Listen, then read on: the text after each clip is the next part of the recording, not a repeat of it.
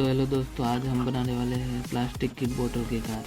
तो इसलिए हमें चाहिए बोतल एक और 2 लकड़ी और चार ये ढक्कन है। और वीडियो को शुरू करते हैं। पहले हम इसको यहाँ से होल कर देंगे चारों ओर। फिर इसमें होल कर देंगे। पहले है ना चारों ओर कर देते हैं।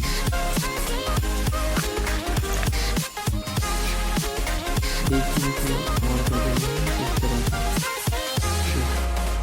मैं पहले होल कर देता हूँ इसको।